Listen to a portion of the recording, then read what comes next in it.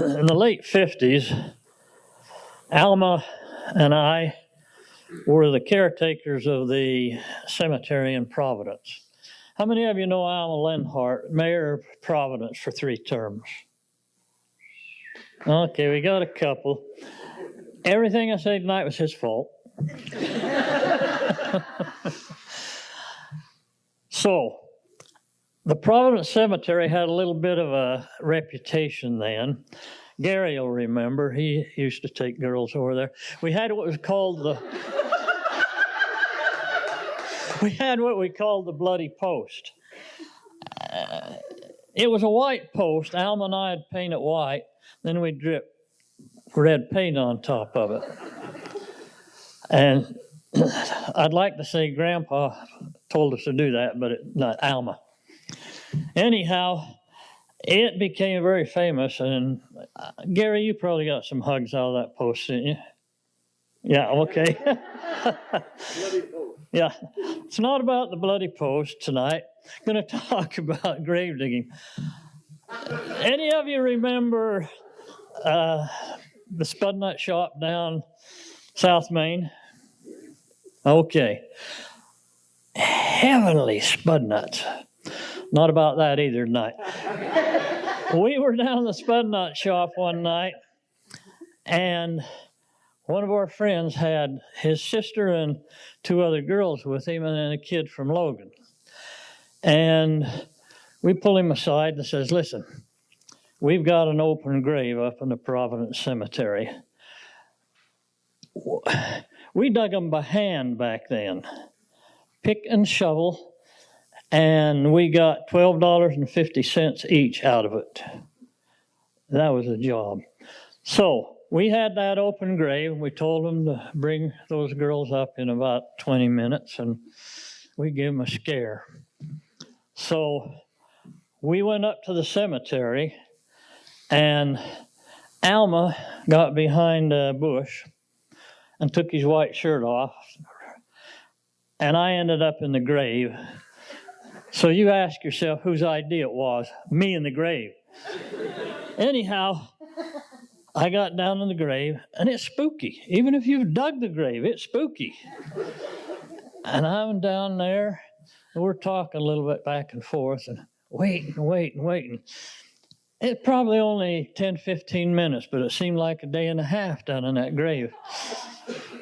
So suddenly a light comes on, and the car comes up, and they open the door, and I can see a little bit out there. I can hear the girl, I ain't going over there. And so I thought, well, it's busted. About then, I saw a leg stand right by the grave.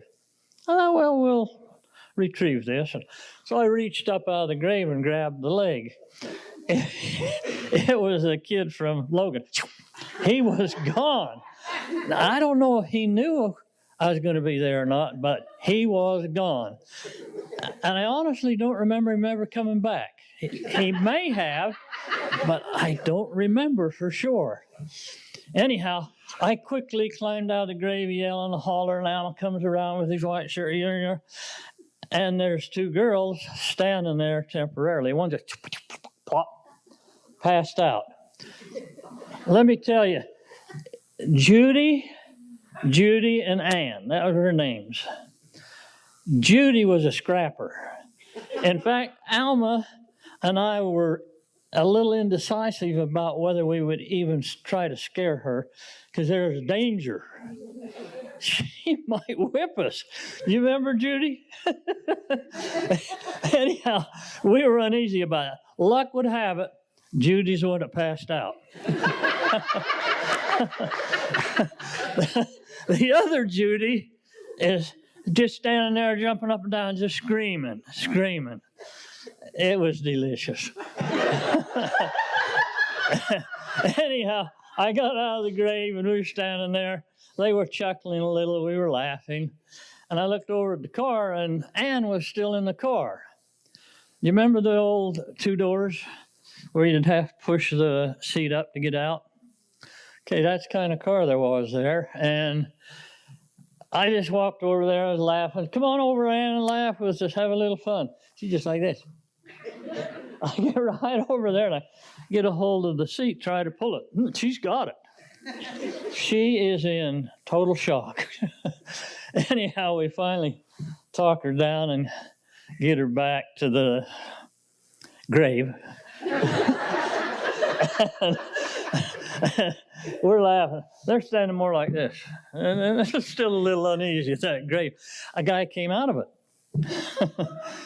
Anyhow, they went home and we did too. And I can tell you right now, I know what all of you women are thinking.